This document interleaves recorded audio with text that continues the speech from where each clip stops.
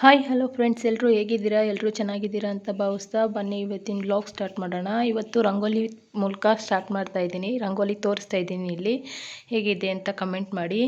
ಇದು ಸಂಜೆ ಪೂಜೆ ಮಾಡ್ಕೊಳ್ತಾ ಇರೋದು. ನಾನು ದೇವ್ರ ಪಾತ್ರೆ ಎಲ್ಲ ತೊಳೆದು ಫೋಟೋ ಎಲ್ಲ ಒರೆಸಿ ಅರಿಶಿನ ಕುಂಕುಮ ಎಲ್ಲ ಇಟ್ಕೊಂಡು ದೇವ್ರ ಪಾತ್ರೆಗೂ ಕೂಡ ಅರಿಶಿನ ಕುಂಕುಮ ಇಟ್ಕೊಳ್ತಾ ಇದ್ದೀನಿ. ಇಲ್ಲಿ ಸ್ವಲ್ಪ ಡೀಪ್ ಕ್ಲೀನಿಂಗೇ ಮಾಡಿಕೊಂಡೆ ದೇವ್ರ ಮನೆ, ಯಾಕಂದರೆ ತುಂಬ ದಿನಗಳಾಗಿತ್ತು ನಾನು ಮಾಡಿ. ಈ ಥರ ಪೂಜೆ ಮಾಡಿದ್ರೇ ಸ್ವಲ್ಪ ಮನಸ್ಸಿಗೆ ಸಮಾಧಾನ. ಯಾಕೆಂದರೆ ಟೈಮೇ ಇರೋದಿಲ್ಲ ದೇವ್ರ ಪಾತ್ರೆ ಎಲ್ಲ ತೊಳೆಯೋದಕ್ಕೆ. ಸ್ವಲ್ಪ ಅವಾಗ ಏನು ಮಾಡೋದು ಅಂದರೆ ಸ್ವಲ್ಪ ದೀಪ ಹಚ್ಚಿ ಉದ್ಗಡ್ಡೆ ಹಚ್ಚಿ ಹೂವು ಇಟ್ಟು ಪೂಜೆ ಮಾಡಿದೆ ಅಷ್ಟೇನೆ. ಅಷ್ಟು ಮಾಡಿದ್ರೆ ಸ್ವಲ್ಪ ಏನು ಖುಷಿ ಇರುತ್ತಲ್ವ. ಈ ಥರ ಎಲ್ಲ ಮಾಡಿದ್ರೇ ಸ್ವಲ್ಪ ಮನಸ್ಸಿಗೆ ಸಮಾಧಾನ ಆಗೋದು. ಕಳಶ ಕೂಡ ಇಟ್ಟು ತುಂಬ ದಿನ ಆಗಿತ್ತು. ತೆಂಗಿನಕಾಯಲ್ಲಿ ನೀರು ಖಾಲಿಯಾಗಿತ್ತು. ನಾನು ತಿಂಗಳು ಚೇಂಜ್ ಮಾಡೋದಿಲ್ಲ. ತೆಂಗಿನಕಾಯಲ್ಲಿ ನೀರು ಯಾವಾಗ ಖಾಲಿ ಆಗುತ್ತೋ ಆವಾಗ ಚೇಂಜ್ ಮಾಡ್ಕೊಳ್ಳೋದು. ಹಬ್ಬಗಳಲ್ಲಿ ಬೇರೆ ತೆಂಗಿನಕಾಯಿ ಇಡ್ತೀನಿ. ಇಲ್ಲಿ ನೋಡ್ಬೋದು, ನಾನು ತೆಂಗಿನಕಾಯಿಗೆಲ್ಲ ಅರಿಶಿನ ಹಚ್ಕೊಂಡು ಕುಂಕುಮದಲ್ಲಿ ಬಟ್ಟಿಟ್ಕೊತೀನಿ. ಇಷ್ಟೇ.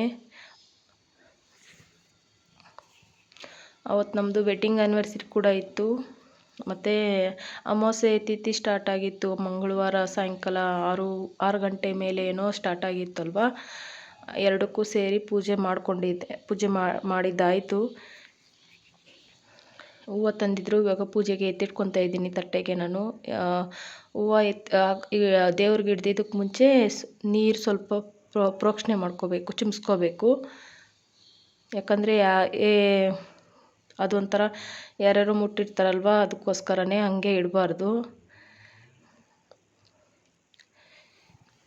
ಇವಾಗ ನೀಟಾಗಿ ಎಲ್ಲ ಜೋಡಿಸ್ಕೊಂಡು ಅರಿಶಿನ ಕುಂಕುಮ ಎಲ್ಲ ಇಟ್ಟಿದ್ದಾಯಿತು. ಎಲ್ಲ ನೀಟಾಗಿ ಜೋಡಿಸ್ಕೊಂಡಿದ್ದೀನಿ ಅದ್ರ ಪ್ಲೇಸಲ್ಲಿ.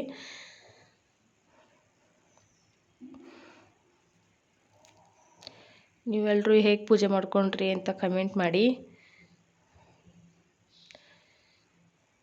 ನನಗೆ ಡೀಪಾಗಿ ಪೂಜೆ ಮಾಡಬೇಕು ಅಂತಂದರೆ ಸುಮಾರು 1-2 ಅವರ್ ಬೇಕಾಗುತ್ತೆ. ಈ ಥರ ಎಲ್ಲ ಪೂಜೆ ಸಾಮಾನೆಲ್ಲ ಕ್ಲೀನ್ ಮಾಡಿ ಮತ್ತು ತೊಳೆದು ದೇವ್ರ ಮನೆ ಒರೆಸ್ಕೊಂಡು ಫೋಟೋ ಎಲ್ಲ ಒರೆಸಿ ಅರಿಶಿನ ಕುಂಕುಮ ಎಲ್ಲ ಇಟ್ಕೊಂಡು ದೀಪಗಳೆಲ್ಲ ರೆಡಿ ಮಾಡಿ ಪೂಜೆ ಮಾಡೋ ಅಷ್ಟರಲ್ಲಿ 1-2 ಅವರ್ ಆದರೂ ಬೇಕಾಗುತ್ತೆ ನನಗೆ. ಇವಾಗ ಎಲ್ಲ ಆಯಿತು. ದೀಪಕ್ಕೆ ಎಣ್ಣೆ ಹಾಕ್ಕೊಂಡು ಬತ್ತಿ ಸರಿ ಮಾಡಿಕೊಂಡು ದೀಪ ಹಚ್ಕೋತಾ ಇದ್ದೀನಿ. ತುಪ್ಪದ ದೀಪ 2 ಹಚ್ತೀನಿ ಮತ್ತು ಎಣ್ಣೆ ಹಾಕಿ 2 ದೀಪ ಹಚ್ತೀನಿ. ಕಾಮಾಕ್ಷಿ ದೀಪ 1 ಹಚ್ತೀನಿ ನಾನು.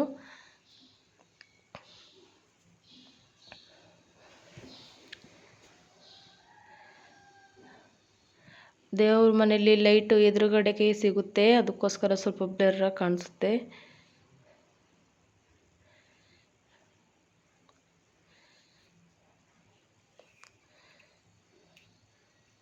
ಇದು ನೆಕ್ಸ್ಟ್ ಡೇ ಮಾರ್ನಿಂಗು ಮಕ್ಕಳಿಗೆ ಟಿಫನ್ ಮಾಡೋಣ ಅಂದ್ಬಿಟ್ಟು ನೂಡಲ್ಸ್ ಮಾಡ್ತಾಯಿದ್ದೀನಿ. ಜಾಸ್ತಿ ಅಲೋಡ್ ಇಲ್ಲ, ಆದರೆ ತುಂಬ ರೇರಾಗಿ ಎತ್ಕೊಂಡೋದ್ರೆ ಏನೂ ಅನ್ನೋದಿಲ್ಲ. ಹಾಗಾಗಿ ನಾನು ಇವಾಗ ಲೇಟ್ ಆಯಿತು ಅಂತ ಹೇಳ್ಬಿಟ್ಟು ಇದನ್ನೇ ಮಾಡ್ತಾಯಿದ್ದೀನಿ. ಹೇಗೆ ಮಾಡೋದು ಅಂತ ನನ್ನ ಸ್ಟೈಲಲ್ಲಿ ಹೇಳ್ಕೊಡ್ತಾ ಇದ್ದೀನಿ. ಎಲ್ಲರೂ ಮಾಡ್ತೀರಾ, ಇದು ನನ್ನ ಸ್ಟೈಲಲ್ಲಿ ಮಾಡೋದು. ಇವಾಗ ಬಿಸಿ ನೀರಿಗೆ ನೂಡಲ್ಸ್ ಇದೆಯಲ್ಲ ಅದನ್ನು ಹಾಕಿ ಬೇಯಿಸ್ಕೊಂಡು ಒಂದು ಸೊಪ್ಪು ಬಗ್ಸ್ಕೊಳ್ಳೋದು ಬಟ್ಲು ಇದೆಯಲ್ಲ ಅದಕ್ಕೆ, ಇಲ್ಲ ಫಿಲ್ಟರ್ಗಾಗಲಿ ಅದಕ್ಕಾಗಲಿ ಹಾಕ್ಕೊಂಡು ತಣ್ಣೀರು ಬಿಟ್ಟು ಇಟ್ಕೋಬೇಕು. ಆಯಿತು. ಇವಾಗ ಸೈಡ್ಗೆ ಎತ್ತಿಟ್ಕೊಂಡಿದ್ದೀನಿ. ಇವಾಗ ಸ್ಟವ್ ಮೇಲೆ ಒಂದು ಪ್ಯಾನ್ ಇಟ್ಕೊಂಡು ಅದಕ್ಕೆ ಸ್ವಲ್ಪ ಎಣ್ಣೆ ಹಾಕ್ಕೊಂಡು ಮ್ಯಾಗಿಗಾಗುವಷ್ಟು ಈರುಳ್ಳಿ ಒಂದು ಮೀಡಿಯಮ್ ಸೈಜ್ದು 1 ಈರುಳ್ಳಿ ಹಾಕ್ಕೊಂಡಿದ್ದೀನಿ. ಹಸಿ ಬಟಾಣಿ ಹಾಕ್ಕೊಳ್ತಾ ಇದ್ದೀನಿ. ಚೆನ್ನಾಗಿರುತ್ತೆ ಟೇಸ್ಟು. ಸೇಮ್ ನೂಡಲ್ಸ್ ಟೈಪೇ ಬರುತ್ತೆ. ಈ ಥರ ಉದ್ದುದ್ದುಗೆ ಹೆಚ್ಚಿಟ್ಕೊಂಡಿರೋ ಕ್ಯಾರೆಟ್ ಸೇರಿಸ್ಕೊಳ್ತಾ ಇದ್ದೀನಿ. ಜಾಸ್ತಿ ಏನು ಮ್ಯಾಶ್ ಆಗೋವರೆಗೂ ಫ್ರೈ ಮಾಡ್ಕೋಬಾರ್ದು. ಇವಾಗ ಕ್ಯಾಪ್ಸಿಕಮ್ ಕೂಡ ಉದ್ದುದ್ದ ಹೆಚ್ಕೊಂಡು ಹಾಕ್ಕೊಂಡಿದ್ದೀನಿ. ಅದಕ್ಕೆ ತಕ್ಕಷ್ಟು ಉಪ್ಪು, ಬೇಯುವಾಗ ನೂಡಲ್ಸ್ ಬೇಯುವಾಗ ಕೂಡ ಹಾಕ್ಕೊಂಡಿರೋದು, ಈಗ ಗೊಜ್ಜಿಗಾಗೋಷ್ಟು ಮಾತ್ರನೇ. ಇವಾಗ ಅದರದ್ದೇ ಮಸಾಲೆ ಪ್ಯಾಕೆಟ್ ಇದೆಯಲ್ವ, ಅದರದ್ದು 3 ಪ್ಯಾಕೆಟ್ ನಾನು ಇಲ್ಲಿ ಸೇರಿಸ್ಕೊಂಡಿದ್ದೀನಿ.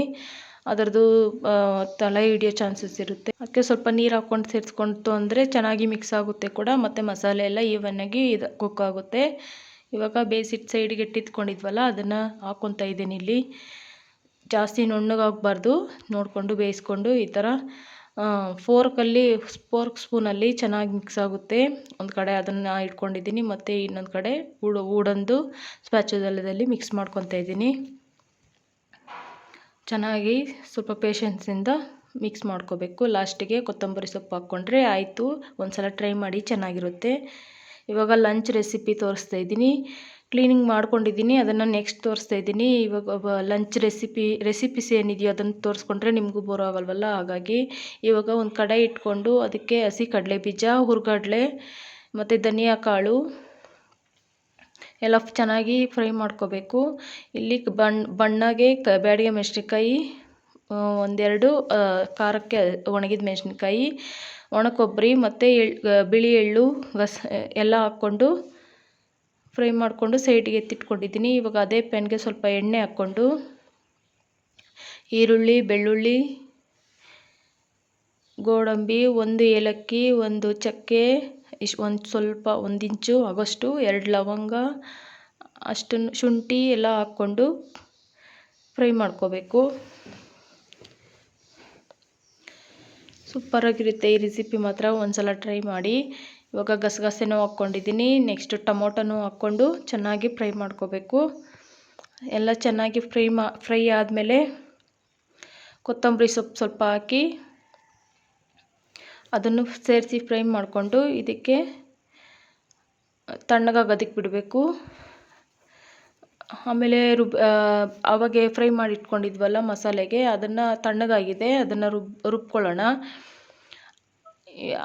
ಅದನ್ನು ರುಬ್ಬಿಟ್ಕೊಂಡಿರೋ ಜಾರ್ಗೆ ಈ ಮಸಾಲೆನ ಫ್ರೈ ಮಾಡ್ಕೊಂಡಿರೋ ಮಸಾಲೆನ ಒಂದು ಸ್ವಲ್ಪ ಖಾರದ ಪುಡಿ, ಧನಿಯಾ ಪುಡಿ ಬೇಕಾಗಿಲ್ಲ, ಅದಕ್ಕೆ ಧನಿಯಾ ಕಾಳು ಹಾಕಿದ್ದೀವಲ್ಲ ಹಾಗಾಗಿ ಗರಂ ಮಸಾಲ, ಅರಿಶಿನ ಪುಡಿ ಹಾಕಿ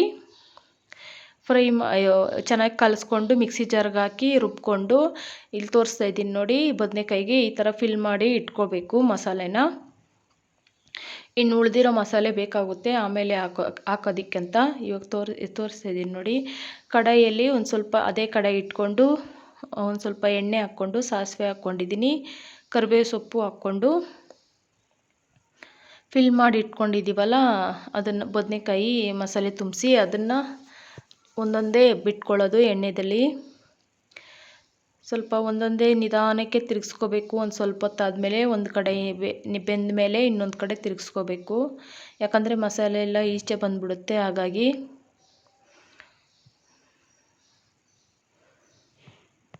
ಈ ಥರ ಸಖತ್ ಟೇಸ್ಟಿಯಾಗಿ ಬಂದಿತ್ತು. ಒಂದು ಸಲ ಟ್ರೈ ಮಾಡಿ, ಸೂಪರಾಗಿರುತ್ತೆ ಹೆಣ್ಗಾಯಿ ರೆಸಿಪಿ. ಇವಾಗ ಮುಚ್ಚಿ ಬೇಯಿಸ್ಕೊಂತು ಅಂದರೆ ನೋಡಿ ಎಷ್ಟು ಸಖತ್ತಾಗಿ ಕಾಣಿಸ್ತಾ ಇದೆ ಅಂತ. ಒಂದು ಸಲ ಟ್ರೈ ಮಾಡಿ. ಇವಾಗ ಕ್ಲೀನಿಂಗ್ ಕೆಲಸ ಮಧ್ಯಾಹ್ನ ಲಂಚ್ಗಿಂತ ಮುಂಚೆನೇ ಕ್ಲೀನಿಂಗ್ ಆಯಿತು. ನಾನು ಈಗ ಲಾಸ್ಟಿಗೆ ಹಾಕಿದ್ದೀನಿ ಎಡಿಟ್ ಮಾಡಬೇಕಿದ್ರೆ. ಈ ಮಕ್ಕಳು ಪ್ರಾಜೆಕ್ಟೆಲ್ಲ ಮಾಡಿ ಅಲ್ಲೆಲ್ಲೇ ಬಿಟ್ಟಿದ್ರು ಎಲ್ಲನೂ. ಇದೇ ನನಗೆ ದೊಡ್ಡ ಕೆಲಸ ಮನೇಲಿ. ಯಾವಾಗೂ ಇದನ್ನೇ ಎತ್ತಿಡೋದು ಅದನ್ನೇ ಎತ್ತಿಡೋದು ಇದೇನೇ. ಫಸ್ಟ್ ಇದೆಲ್ಲ ಕ್ಲೀನ್ ಆಗೋಯ್ತು ಅಂದರೆ ಆಮೇಲೆ ಪಾತ್ರೆ ತೊಳ್ಕೊಳ್ಳೋದು, ಮನೆ ಒರೆಸೋದು ಮಾಡ್ಕೋಬೋದು. ಇದೆಲ್ಲ ಅಲ್ಲೆಲ್ಲೇ ಇತ್ತು ಅಂದರೆ ಸ್ವಲ್ಪ ಮನೆ ಎಷ್ಟು ಗಲೀಜಾಗಿ ಕಾಣಿಸುತ್ತಲ್ವ. ಇವತ್ತು ನನ್ನ ಮಗಳು ಬೆಡ್ಶೀಟ್ ಕೂಡ ಮಡಚಿಲ್ಲ, ಹಂಗೆ ಹೋಗ್ಬಿಟ್ಲು. ಟೈಮ್ ಆಗೋಯ್ತು ಪ್ರಾಜೆಕ್ಟೆಲ್ಲ ಮಾಡಿಕೊಂಡು. ನಾನೇ ಇವತ್ತು ಬೆಡ್ಶೀಟೆಲ್ಲ ಮಡ್ಚಿಕ್ತಾ ಇದ್ದೀನಿ, ಯಾಕಂದರೆ ಪ್ರಾಜೆಕ್ಟೆಲ್ಲ ಮಾಡ್ಕೊಂಡು ಸ್ವಲ್ಪ ಲೇಟ್ ಆಯಿತು. ಹಾಗಾಗಿ ಮಕ್ಕಳು ಹಂಗೆ ಹೋದರು. ಮಗಳದೇ ಕೆಲಸ ಇದು. ದಿನ ಅವ್ರದ್ದು ಬೆಡ್ಶೀಟು ಬೆಡ್ ಸ್ಪ್ರೆಡ್ ಎಲ್ಲ ಕ್ಲೀನ್ ಮಾಡಿ ಈ ವಿಡಿಯೋ ನಿಮ್ಗೇನನ್ನ ಸ್ವಲ್ಪ ಇಷ್ಟ ಆಗಿದ್ದರೆ ಪ್ಲೀಸ್ ಸಬ್ಸ್ಕ್ರೈಬ್ ಮಾಡ್ಕೊಳ್ಳಿ. ಫ್ರೆಂಡ್ಸ್ ಆ್ಯಂಡ್ ಫ್ಯಾಮಿಲಿಗೆ ಶೇರ್ ಮಾಡಿ, ಲೈಕ್ ಮಾಡಿ, ಕಮೆಂಟ್ ಮಾಡಿ. Thanks for watching.